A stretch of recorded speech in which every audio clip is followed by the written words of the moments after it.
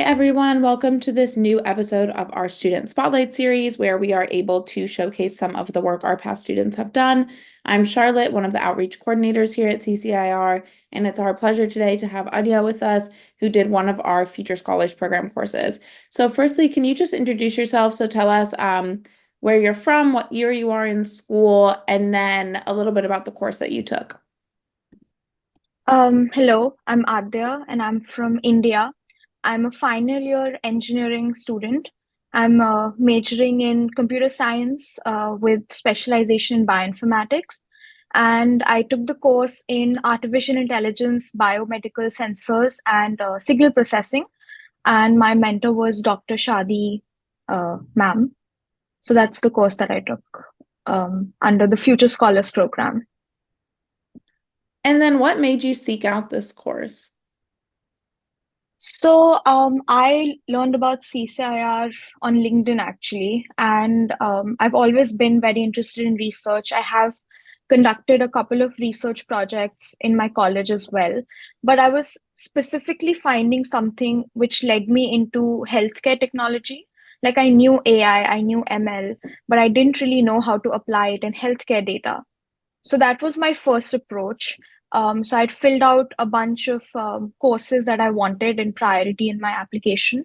And I got this course, which was my first priority because I always wanted to learn how to do signal processing because I think, and that reflects in my project, I have always felt that the data set that we get, like the signal data, is the most complicated data to handle because I feel it's not very structured, it's not textual, it's not image. So it's very difficult to handle. So I was very excited to learn how to deal with the data set, how to analyze the data set, and then get meaningful outputs from it as well. And then for those listeners that aren't aware, can you just explain a little bit of what signal processing is? So, signal processing, I feel like it's like the name makes it really easy to understand.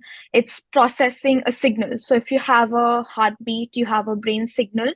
So, how do you process it? How do you remove the noise from it? How do you um, get meaningful features out of it that then you can train into a machine learning algorithm to then get the output or the detection of the event that you're looking for. Okay. And then you said that you didn't have any prior experience with this specific topic before. Is that right? Yes. And then can you tell us a little bit about your research? So firstly, just give us kind of a general synopsis of what you looked into, maybe the title of your paper as well. So I worked on epilepsy detection. So my paper is titled Epilepsy Seizure Detection Using EEG Signals in Machine Learning. So the first part was definitely data collection. So that I did. I used EEG brain signals in specific because it does have the kind of features and the characteristics you're looking for to detect seizure. And the second thing that really motivated me to do the research was the fact that it's such a common issue that a lot of young people face today. Everybody who knows somebody who is going through epilepsy in seizures, right?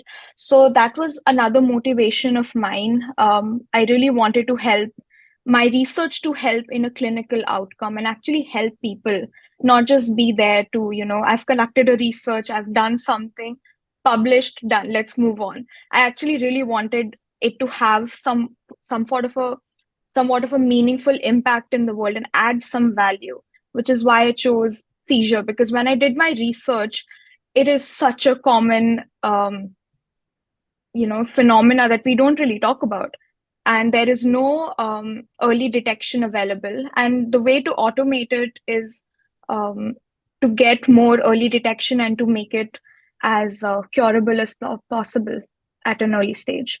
So that's what like my research is and what the motivation about my research was for me. Interesting. And then can you walk us through what your research methods were and kind of your process of collecting and analyzing data? hmm So for me, I think the biggest part that I learned from CCIR was making a project plan. That's what my mentor constantly was very particular about, that you need to have kind of a stepwise plan in your head. You need to have why, your question, what you're dealing with, and then the proper data set. So majority of our time was spent in, does your data set have the kind of characteristics you need to be able to solve your problem? So definitely data set collection is very important. And then analyzing your data set, what exactly your data set has, what is its features, what are its characteristics, specifications, how many data points does it have. So just going, like, knowing the ins and out of your data set is like 90% of your research. If you have that, you are good to go. Then the next part is definitely the processing part, right? So removing any noise, you have to create, at least for my data set, because I did binary classification, you have to create labels. So events that have seizure, events that do not have seizure. So you have to do that. And then one other thing that I learned in CCIR was filtering. So there are a lot of channels present in a brain that an EEG detects. So which channels in specific are important for epilepsy? That is another very important question. And as I said, noise is very common in any signal. Breathing creates noise in a signal, muscle contraction creates noise. So filter that. And if you have done that, then your data is ready to be put into a model, which then is like 2% of the job. So analyzing the data set, processing it, and then the machine learning bit. That should be like a general approach. Great. And then did you use a publicly available data set, or where did you find your particular data set? I did use a publicly available data set just because the course is a little short-lived, so you can't really choose a data set that's private and then request it. Yeah, definitely. So you definitely do have to use a data sets that's just easy to get. So I used the CHB MIT data set. So it was collected from a children's hospital, which is publicly available everywhere. Great. And then can you walk us through your findings? So for my findings was that, like, I'll tell you my conclusion, I guess, is that I collected, I pre-processed, and then I fed it into a machine learning algorithm. So I compared in a lot of algorithms, and I found like my algorithm was 99% accurate in detecting seizure and non-seizure events. So definitely, um, I would say that there is a little bit of a room for improvement as well, because when you're dealing with something which is healthcare, you can't really take that 1% risk also. So, but yeah, that was kind of my findings, was that I was able to classify seizures effectively and efficiently using machine learning from the data set. And then was there anything maybe that you weren't expecting to find, or anything particularly interesting that you found? Yes, definitely. There was one thing that I was not expecting to find, was that, as I said, my data set was collected from a children's hospital, right? So it was between the ages of 3 to 22. And what I observed was that seizures are much more common at like a younger age than after 15. Like there were a lot more seizure events from 3 to 16 than there were in 16 to 22, which was very alarming and strange at the same time, that a 3-year-old is more prone to a seizure than a 22-year-old. So that was definitely one finding that I had. Does the current literature have any explanation as to why that might be the case? Um, if I'm being very honest, I didn't really look much into that part. No worries. So And I now can't we're give just that going an to ask answer. about your publication, your experience with the publication so far. Can you walk us Mhm. through, did you utilize the CCIR publication team at all? Mhm. How did your mentor help guide you through that, and where are you at now in that process? So my first, um, advice, if anybody is looking into publication, is would be have patience.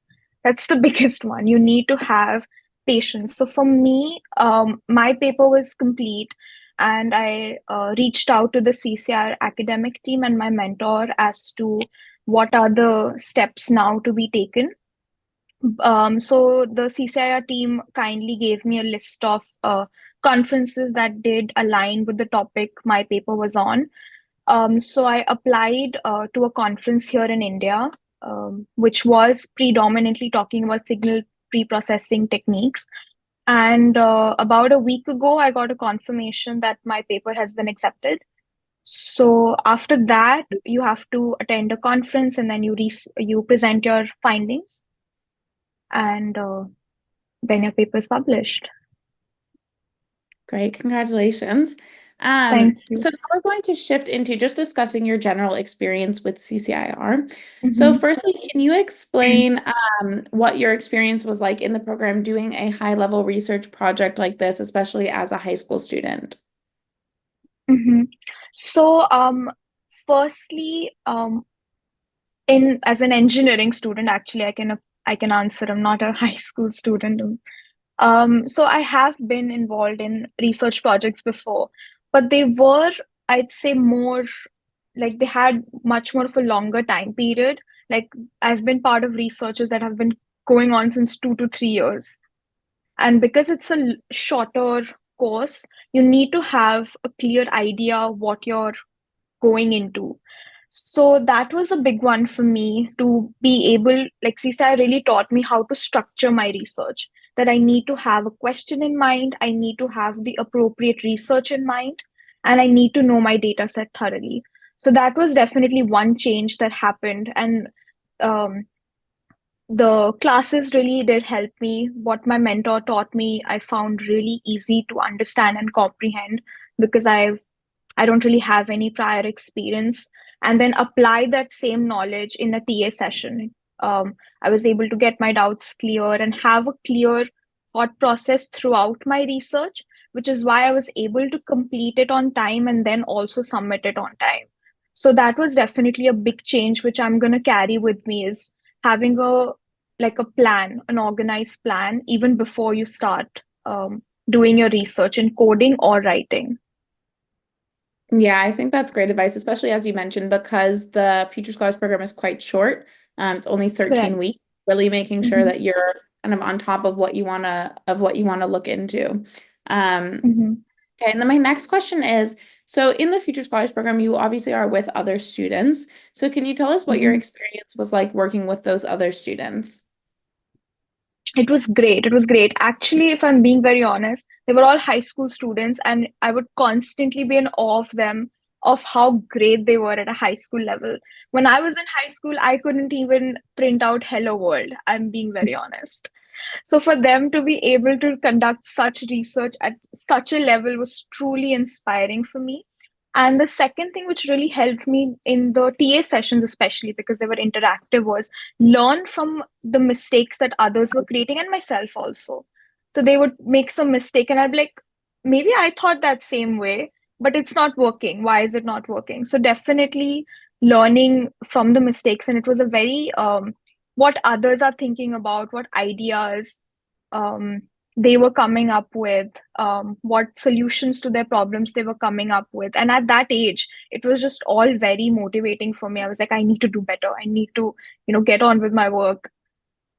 So that was definitely, yeah. And it probably was very nice for them as well to be able to be with you as well. Um, okay, and then my next question is, so in our programs, we really like to emphasize the aspect of mentorship as opposed to kind of the traditional teacher, where our mentors are there to really guide you through your own discoveries and learning process. So can you tell us what your experience was like with your mentor and your TA as you moved through the first more teaching oriented half of the course into the latter, more research oriented half of the course and how they helped guide you through that? Mhm. So, like I mentioned, I didn't really know what I was getting into. I did not know any theory, anything. So, what my mentor taught me, I found really easy to understand. She would explain very complex topics very easily, which was really nice that I was able to understand it in the theory lecture itself. I didn't really feel the need to go back into the presentation and then go through it again. And she would keep asking us if we understood it or we had any doubts as she moved through. So whatever I learned in theory, I was very easily able to adapt it to my research. And she was very patient with our problem statements and why we want to do the research that we're thinking of, what data set would be appropriate, what are the features. She made it really easy for us to conduct research at a good pace, at a very fast pace, because she would keep, like, I feel like when I talk about creating a research plan, she created a research plan for me even before we started the program. That week 2 weeks we're going to learn, 2 weeks we're going to find a problem statement, 2 weeks. So that was, I feel like she created a flow which made it really easy to just understand everything and be able to actually apply it instead of going through a PPT again that, oh, I didn't get this, I didn't get that. It was just very all easy to comprehend. And she was throughout there at every step of the way. If you needed extra help, you needed extra office hours, she was there to guide you through all the steps. Great. And then just two more questions for you. The first one, do you think this course has given you any insights into your future? Has it maybe informed or shaped how you think of your path moving forward? Definitely. I do plan on studying healthcare technology forward, which is why I wanted to do a research in it. But for me, it has definitely sparked an interest in research. I want to do research further. I want to work with professors even in my graduate studies. For me, it has definitely kind of put this need in me to conduct research to help people. You don't really need to, be sitting in a. I mean, it's great, but you don't really need to be on the field to actually help people. But you can also use technology to help people. So that it has definitely kind of solidified that thought in me that I want to do research further and I want to do it in this field in the future. That's great. And then my last question for you, what would you say to someone who asked you what the value of doing a project or a program like this is? Like I said, it's a great start into how to conduct research. It's even if you know about your topic or you don't know about the topic, it has all the information you need to understand your topic in order to conduct research. They also tell you how to conduct research, why you're conducting your research. So every single thing that you need help in to conduct a good paper, it's available at CCIR. If you need access to resources, there's a lot of resources on internet you don't really have access to. Um, you can get it at CCIR. So it's the best starting point into like a research field in whatever field one wants to be in. I think that's great advice. So that wraps up the end of our Spotlight interview. Thank you so much for chatting to me and congratulations again on your nomination to our series. Thank you. Thank you.